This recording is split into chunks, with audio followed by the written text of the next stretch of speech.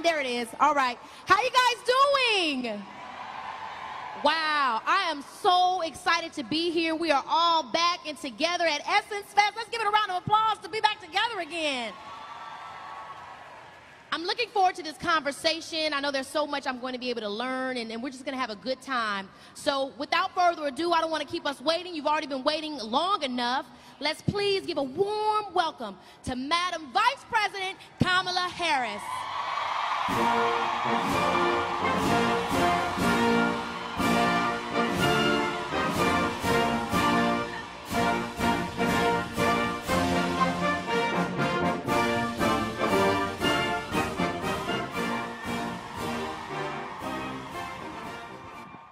Wow.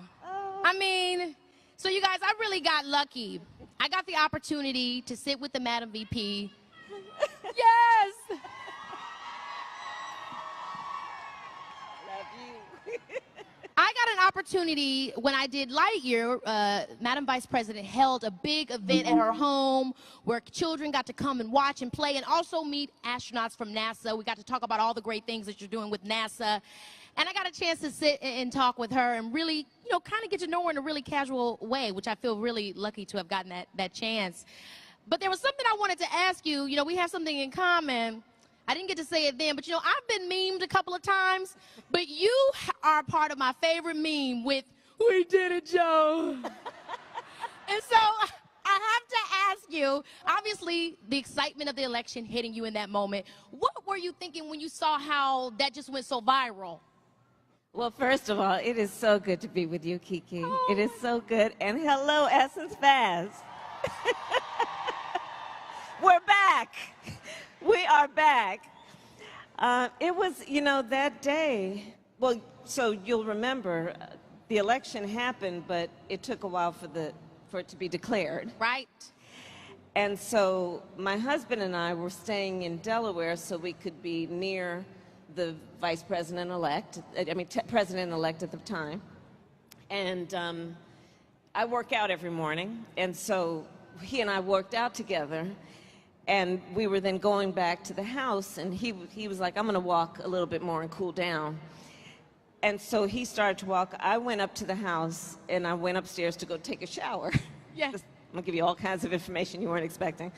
And so I turned on the shower because it was cold. Remember, it was winter. And so I turned on the shower so the water could heat up, and I got a text. And it said, they declared the race. Woo! I ran downstairs. I didn't even turn off the shower. Water bill high. I ran downstairs, and I come out the house. Doug, I'm trying to find my husband. He's down the hall, or down the pathway, and he's got his earbuds in. So I'm there saying, they called the race, and I'm waving at him. And he's just waving back because he's listening to music. He's like, just waving back. And then he came up, and then the president called, Joe Biden called. And so that meme is from my husband standing there videotaping me having the call with the president. We did it, Joe. We did it.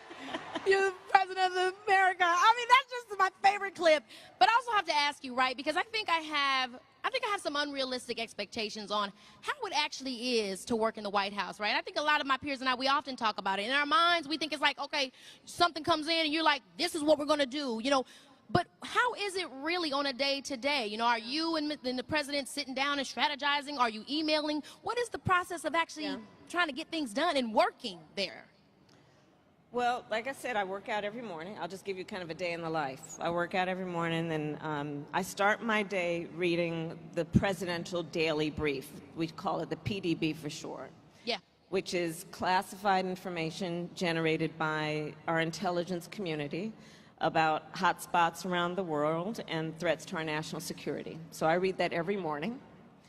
And my office in the West Wing is, I don't know how many feet, not very far, you know, a minute to get from my office to the Oval Office. And so often when I arrive at the West Wing, I'll walk down to the Oval Office, and the president and I will have a meeting with the heads of our our intelligence community, including often the Secretary of Defense will be there, the Secretary of State will be there, the Director of the CIA will be there, and we will talk about the threats to our nation and the priorities that we face. And so that is often how the day will start. And then there will be a heavy day to start. Well, yeah, there's a lot of decisions to be made. And then the day will proceed. I'll tell you, one of my favorite days recently was the day that I went over to the Capitol. You see, as the Vice President, I'm also the President of the Senate. And right now in the United States Senate, we have a 50-50 split between Democrats and Republicans. So it is often the case that I go to break the tie. So I'll go up to the Capitol. But this day I went up to the Capitol because there was a vote occurring on who would be the next justice on the United States Supreme Court. We know. And oh my, what a, you know, and I was very, very actively involved in that process of choosing her. And so I went to the Senate so I could preside when she was then voted on to be the next Supreme Court Justice. Yes. And of course I am talking about Ketanji Brown Jackson. Woo! Justice Ketanji Brown Jackson. Oh my gosh. And it was so special, Keke, because, you know, I got there and then it was taking a while for the vote to happen. And then two of my friends and colleagues when I was in the Senate, Raphael Warnock, Senator Warnock from Georgia. Let's get him reelected, please. And Senator Cory Booker from New Jersey. And so the two of them walked up when I was in the chair, because there was a pause. And I had just finished on my stationery writing a note to my goddaughter, Helena, who's actually here with me today, to talk to her about, as a 17-year-old young black woman, what this day would mean for her in her life. And I wrote her a note, and I had some extra stationery. And so when the two of them came up, I said, well, y'all need to write a note to somebody too. So I handed them my stationery, and then each of them also wrote a note to someone in their life about the meaning, the historic meaning of that day. I don't know if everybody, experiences like that, but it's awesome to hear you talk about it, not just in a logistical sense, but also an emotional sense, because I think it's important that we know that it's human, to humanize the people that are working in government, and to know that, at least with you, Madam VP, that there's heart going into it as well. Speaking about the Senate and things you've done, one of the most important jobs you did in the Senate was holding Trump officials and nominees accountable as a member of the Judiciary Committee, But most notably, when now Justice Kavanaugh struggled to identify any laws that give the government power to make decisions about the male body, which brings me to what just happened last week, where he and 5 other justices voted to overturn Roe versus Wade. I mean, I know personally for me, that just seems ridiculous, and it really puts me in an apathetic space to feel like, well, if you can come back and change things that are already settled, what is going to happen next? So I have to ask you, where were you when you heard the news? And, I mean, what do we do now? How do you feel, This is a serious matter. Yeah.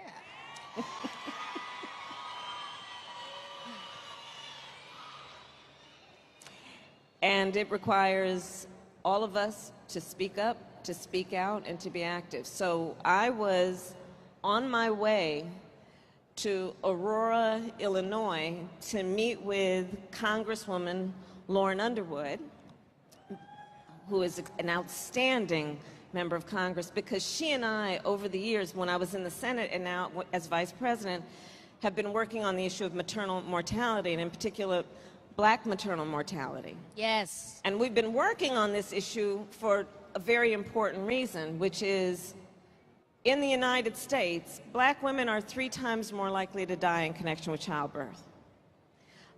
Native women are twice as likely to die. Rural women, 1.5 more times likely to die. And understand that among all so-called developed nations, we are the worst on this issue. So it has been a long-standing area of focus for me to focus on women's health and safety and well-being. And I've been able to then, as vice president, bring this issue to the stage of the White House to talk about what we need to do to protect and to ensure that women have the resources they need. So, for example, we've been able to encourage states to extend Medicaid coverage postpartum from 2 months to 12 months, because a woman needs support beyond 2 months when she has just given birth to a human being. We deserve these things. We have dealt with the fact that there is racial bias in the healthcare delivery system. And so what we need to do when we recognize that a black woman walking into a clinic or a doctor's office or an emergency room is less likely to be taken seriously. So this is the work we've been doing. We've been looking at it in the context of the unique stressors that women face, and in particular black women face, and what that does to have effects on their health and well-being. So Lauren Underwood and I have been doing this work. I was flying from D.C. to Aurora, Illinois, to meet her in her district, to announce more work that we are doing on maternal health. And wouldn't you know, on the course of that trip, the Supreme Court, with the Dobbs decision, for the first time in the history of our nation, took a constitutional right that had been recognized and took it from the women of America. Took a constitutional right.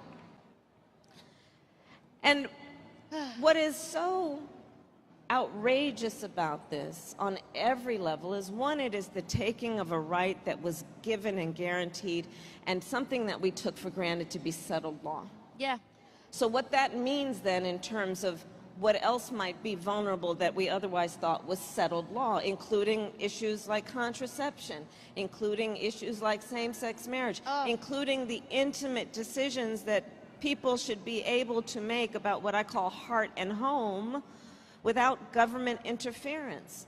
What essentially has happened is the statement has been made that the government has a right to come in your home and tell you as a woman and as a family what you should do with your body. Oh my gosh. And the point has to be this.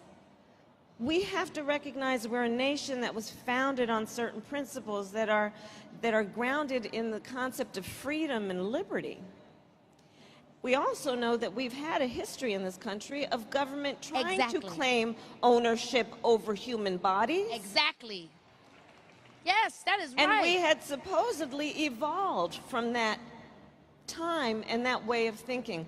So this is very problematic on so many levels. The impact that it is going to have on women without means, what it will mean for, you know, somebody who has financial means, this is really probably not going to have much of an effect on them. But imagine that the facts are, the majority of women who get an abortion, the majority are mothers. So if she has to leave her state to go for the reproductive health care she needs, we're looking at the fact that if she works, which she probably does, she's going to lose time from work, potentially without paid leave. She's going to have to figure out what to do with her kids, and the cost of the child care, at least for overnight, not to mention bus fare or train fare or airfare and a hotel room.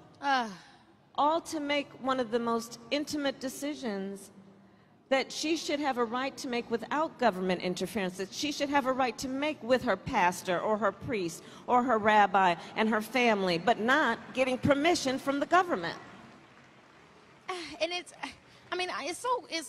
awesome to hear you say these things. I knew, in my heart, I knew that you would feel this way. But I just wonder then what we can do. You know, what does, you know what I mean? On one end, I'm looking at you and I know that, yeah, there has been evolution, that things have changed. We talk about our justice. You know, we talk about 8 years or however so ago when we had Obama in office, and we see that things are somewhat different. But then now there's all this delayed response to what we've experienced, you know, these 4 years prior. And I just, you know, how do we move beyond the apathy that this gives us? What are we now then, what can our move be? So first I'll say this, you know, I did an analysis trying to look at the states that are attacking a woman's right to choose and the states that are attacking voting rights. And there is an interesting intersection. At least 11 states are doing both at the same time. No surprise there, right, guys? No surprise there. When we look at this issue, I think we have to, one, remember the words of Coretta Scott King, who I'll paraphrase, but she famously said, "The fight for civil rights, which is the fight for freedom, the fight for liberty, the fight for justice, the fight for civil rights must be fought and won with each generation." And when she said that, I think we know that, one, she was saying that the very nature of these fights is that whatever we gain, they will not necessarily be permanent.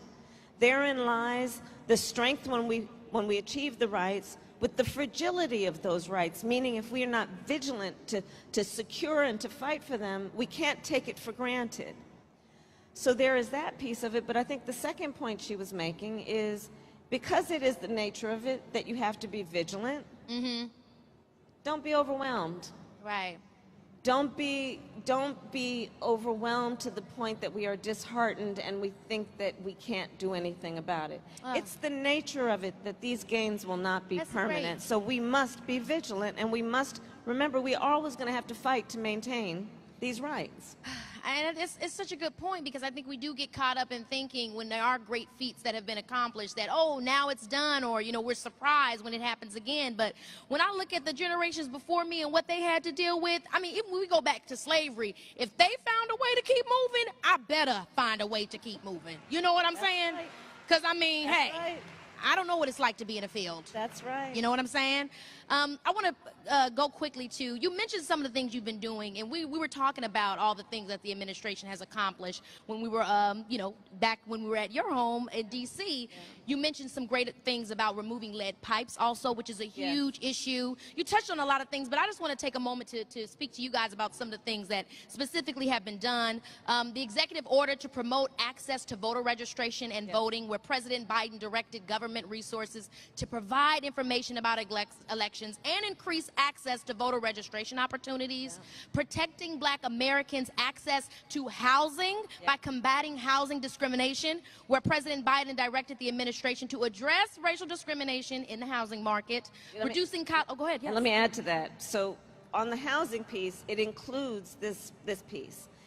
What we know is that for generations, housing appraisers, the people who come in and tell you the value of your house, we have been tracking the racial bias in those assessments, such that we have examples of a Black family getting an appraisal that was far lower than they knew the value of their house was. So then they have friends who are a white family and would have the white family come in and put up their family pictures and then get the house appraised, and it appraised for much higher. Right? So we're dealing with that too, which is a long-standing issue in terms of what needs to be reformed around just the appraisal system, much less what we need to do to make housing affordable and available to more families. Yeah, and that's just some of the things. I mean, from reducing college costs, where you guys increase the maximum Pell Grant Award, $400. I mean, there's so many things here, you guys, that I could go on about. If you are interested in seeing everything that the administration has done up to date, you can go to whitehouse.gov. But I want to say this to you too, Madam VP, because I know you see people are always, you know, in your position, it's a hard job. You know, as many things as you get done, there's so many other things that people are saying you need to do, you need to do.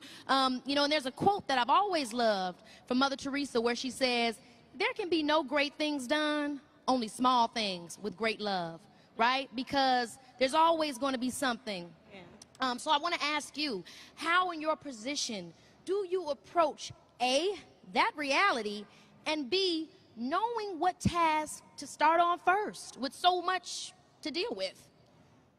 Well, one, we got to multitask, right? Yeah. Women are good at that. And we are good at that. None of us would be sitting here if we didn't figure that out at some point, right? So we have to multitask, but we have to look at, you know, what are the most critical issues, right? So for example, for me and for the president, one of the biggest issues that has been treated as maybe a small issue is anything that affects children. I think, you know, sometimes in public policy, I think folks think because they're small people, it's a small issue. No. If you impact in a positive way the needs of a child, the entire community benefits for generations. And so we have been looking at what we need to do, for example, at also supporting children in the context of the family they are being raised, right? So that grandmother or that auntie or that mother or that father. So what we have done, for example, is we have instituted a tax cut for child care expenses like medication and school supplies, $8,000 a year, tax cut. Wow. Now, one Republican voted for it. We have extended the child tax credit, and in so doing, in the first year, reduced black child poverty by almost 40%. Cannot get a Republican to help us extend it beyond. But these are some of the things that we have been doing, understanding the generational impact. Not to mention the work that we need to do that is about foreign policy. I have met with, I don't know, probably at least two dozen foreign leaders, prime ministers, presidents. I just recently convened the Caribbean prime ministers and presidents around what we should do as the United States, seeing them as our neighbors in the Western Hemisphere and giving appropriate support there. And so we have to multitask, looking at what we need to do domestically, what we need to do to bring down the cost of gas, right? Right? I seen a meme the other day that said, me Googling online how to make gas at home, okay? Ooh, don't do that. Don't do that. Please don't do that. Hilarious. But it's true. I mean, there's so many things, but you guys have been working, and I know some of the stuff is going to be a layover effect, right? Just like we're seeing layover effect from the last administration, a lot of the things you guys are doing now are going to be immediate, but some things we're going to see as time goes, and we appreciate you for putting that work in. I want to take it back to something that we talked about also in D.C., where, you know, I knew that you were from the Bay, but what was interesting to learn was that you grew up around a lot of civil rights leaders because your parents' involvement with the civil rights movement. Yeah. And I want to ask you because, like I was saying earlier, you know, in the millennial generation, we've just seen so many people lie to us. We've seen so many things unfortunate happen, like Roe versus Wade being overturned, and we take it very personally, where it does tend to bring on this apathy. But when I do think back to the generations before me, I think about the civil rights movement, I'm like, wow. They were up against a lot of even more daunting realities, maybe even the ones that we're facing now. Not to compare, but like you said, there's always a lot going on. Yeah. So you being around those kinds of people, what were some of the ways that they were able to reinvigorate themselves? Or even more so, how did they mobilize, right? Because I don't want to be that person that just looks at my government and says, oh, what are you doing? Yes, there's accountability that needs to be had, but I want accountability for myself as well. I want to know what I can do. You know what I'm saying? What can I do to get out there and encourage my peers, encourage myself, and make sure that I'm being an active member in my society? First and foremost, and I'll need to say it to you, Keke, because you really do use your voice in such an extraordinary way. No, you really do. You really do. Thank you so much. You have the courage to speak out, and you're not concerned about putting your finger in the air to see if it's popular. You speak truth, and I really appreciate and respect and admire that. Thank you. But I will say, let's not discount what young leaders are doing right now, because there's a lot of extraordinary leadership happening from our young leaders. And, you know, when I think about the civil rights movement and my parents and what they were doing, you know, they were in their 20s. Don't forget, Dr. King was a very young man. So we have a history of these movements being fueled by students, by young leaders, and you could look at anything from who was taking to the street articulating with Black Lives Matter, to who has been now out there marching on choice, who is out there leading on so many of the issues that are about the climate crisis that is pounding on the door for attention and swift response. So I see a lot of leadership happening among younger leaders. But here's what I would encourage folks to do who want to be more active. First of all, use your voice to talk to the people in your life, your family members, your neighbors, the people you work with, about how issues are impacting you. Talk about how you know that if you were born like my goddaughter who's here in 2004, well, the world has put in dates around 2030 that we need to reduce greenhouse gas emissions, or we are looking at an inflection point. And so what that will mean for you and for your children and your grandchildren, speak that in a way that people understand that you have an immediate investment in the outcome of the issue. Similar when we're talking about what's happening in terms of the work that we're doing on something like maternal mortality, similar to what we're talking about in terms of voting, where they are taking the rights of people to be able to express their voice in a democracy through their vote. Speak about that in a way that you can energize the people in your life to understand that when elections come up, I know Keke, and she has passionately told me how this concerns her and how my vote could impact the outcome of this decision. Thank you so much for that. And I'm just, I could literally sit here and talk to you all day long. I just want to say thank you to you so much, in that for me personally, I want to be able to figure out all the ways I continue to be involved and get better and be more active. You know, I'm 28, but I wish I thought I would know more by then. My parents were having 4 kids by now, and I don't know how they got around to it. So if there's anything that I myself can do, or anywhere that I can go, a website, or just any place, or anyone out there, please let us know. Well, I will, and I think what I'd encourage is, for example, I know that you have a variety of interests, choice being one of them. Yeah. So there are a number of organizations that are working on that issue, and then figure out how you can volunteer there, how you can be an advocate, because the advocacy, the marching, the shouting is what brings about a lot of what has happened in terms of people being vocal about how the issue impacts them. But I'll tell you, there's something else that's equally important, and that is the power of coalition building. So, for example, I mentioned earlier that there are, in many of the states that are attacking a woman's right to choose, they're also attacking voting rights.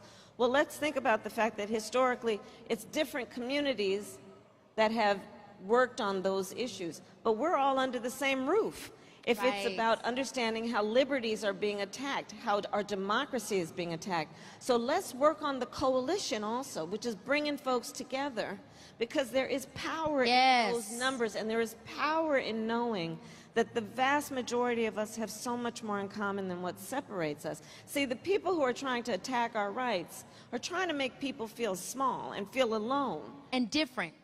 Because they want you to believe you don't have power and that you're out there by yourself. And so we're not going to let that happen. And one of the ways that we won't is to bring everyone together and remember that there is a community of people that is invested in this. So don't believe that I'm too small to start. Don't be afraid to collaborate with others, whether they look like me or not. As long as we believe in the same things, we can get to the common goal.